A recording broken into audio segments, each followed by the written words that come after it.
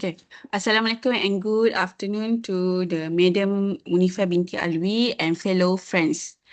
Today we from Group 3, Section 2, we will present our case study about the experience of overcoming school bullying among youth adults. Okay, next. Before we started, I will introduce my group members. First is Shazwani binti Muhammad Zabid. Second is Shazwani binti Shamsuddin. Third is me, myself, Syadatu Suhada binti Musbah. Fourth is Muhammad Naim bin Mazlan. And fifth is Muhammad Shamil bin Madjani. Okay, next. For agenda overview of our case study, we will present about our introductions, finding and analysis, application or implications, the recommendation, and lastly is conclusions. Okay, next. So for introductions, okay, this study was conducted because bullying has a long-lasting effect that extends beyond school life. It remains a serious sociological issue in Malaysian school that affect emotional well-being, academic performance, and social identity. This study was conducted to explore how young adults recover from school bullying, that we will focus on the social, institutional, and personal factors that support healing. Okay, next.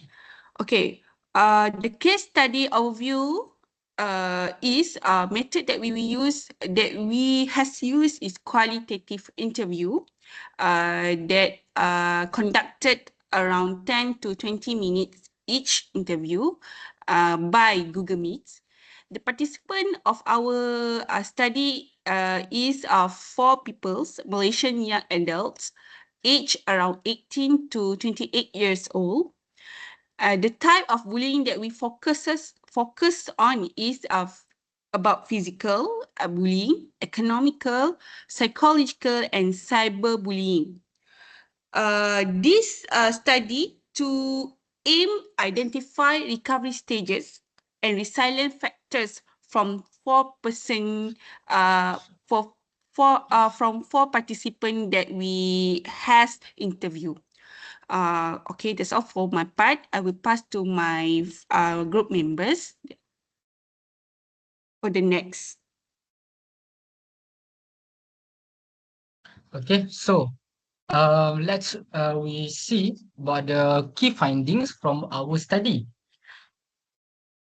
We have conducted 4 interviews. So from our 4 interviews, we have identified 4 different bullying experience, such as Iqbal experienced physical bullying, while Farid faced the academic-based bullying, and Zainab faced the psychological bullying, and last but not least, the Nazrah faced the cyberbullying. And all among these 4 people, we can see that each of them begin with the turning point after the bullying experience, where someone noticing and supporting them, right? Such as the counselor, the teacher, and the roommate. And after that, followed by emotional after effects. Sorry. Followed by the emotional after effect, such as the fear, withdrawal, anxiety, and embarrassment. This lead to the catalyst that came from the supportive relationship, such as the peers or the teachers or the parent support, and followed by the following the counselor's guidance. This catalyst are leading to the cognitive reappraisal, such as where they'll start to realize, start to remind, accept, and understood the meaning of their experience. As they gain the control, they adopted the adaptive coping by joining the hiking, the activities, the journaling, and others to make them moving on from the bullying trauma. And lastly, finally, all the participants reach the stages of letting go and moving on by showing the forgiveness, empowerment, and leadership rather than they keep in the trauma. Okay. And next, let's look at the how sociological theories help us understand this recovery experience. The first theory is symbolic interactionism, where it focuses on how individuals create meaning through social interaction. For example, Iqbal and Zainab both redefine their self-image through positive relationships, such as by joining the club activities, by reconnecting with the friends and teachers and counselor.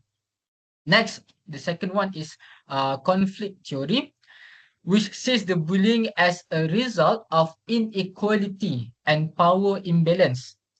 For example, Farid's experience of being mocked for his economic background, B40 family, and Nazra has been cyberbullying. These both show how people in higher social or digital status misuse the power. And finally,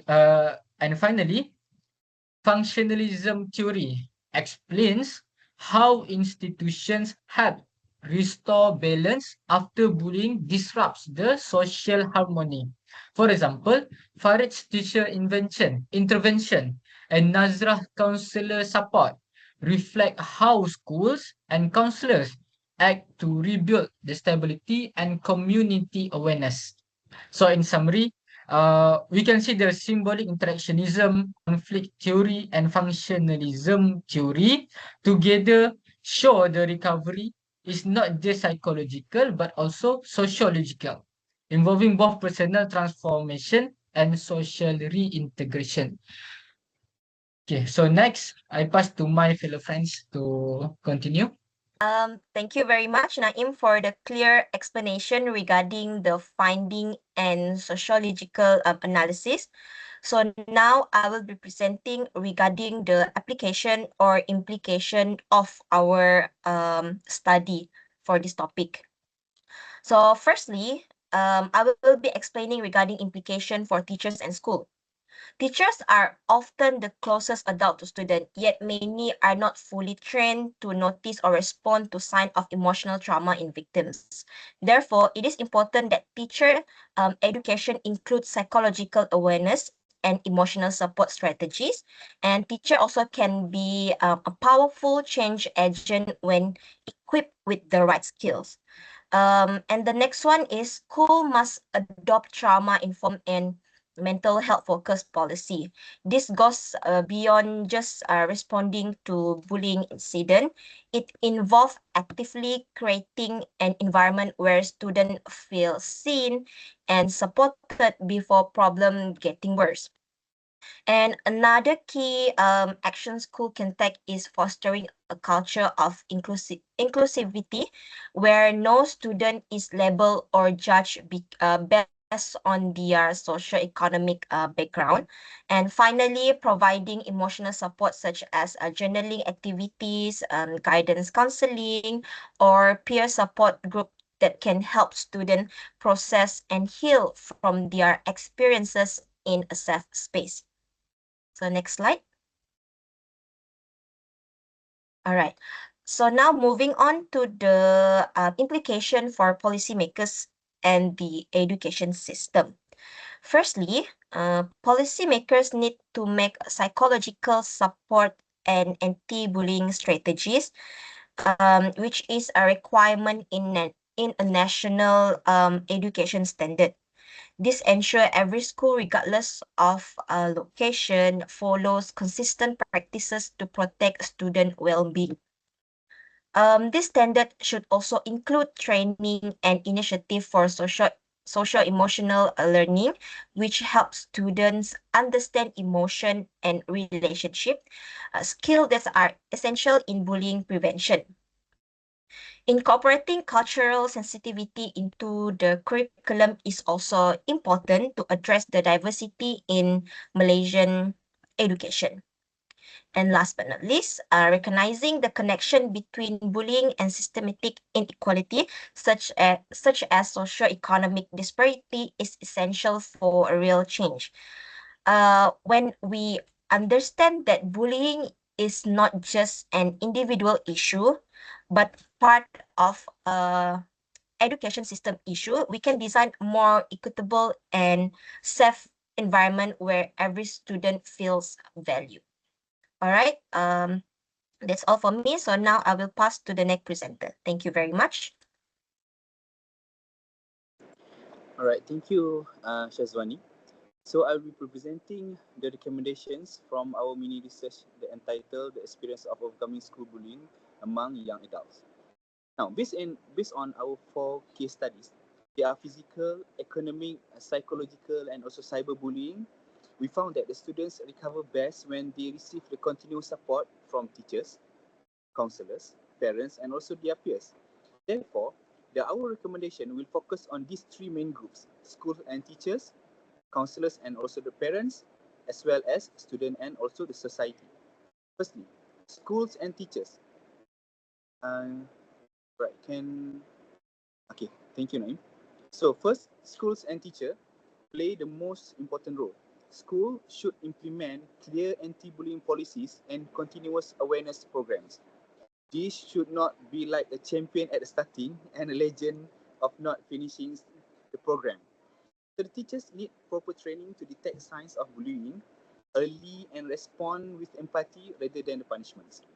Schools should also create a safe spaces, which is the student can have a counseling rooms and also a peer support clubs where the students can share their problems freely.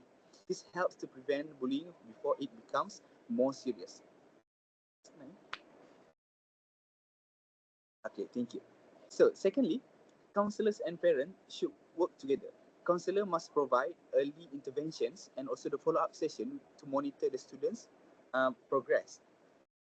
So the parents should maintain open communication and be sensitive to emotional changes in their children. So, what we can see here, there will be emotional changes that we can observe from the students that have been faced by bullying.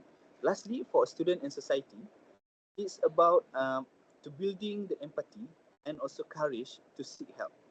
So students must support one another and speak up against the bullying. So at the same time, okay, wait, okay. So at the same time, society should continue promoting kindness and also mental health awareness. Based on what Shazoni said just now, overcoming bullying is not an individual journey. It requires a teamwork from parents, teachers, and counselors, and also the society. So with the empathy and support, every student can rise above bullying and become stronger. So that's all from me. Thank you, Naim.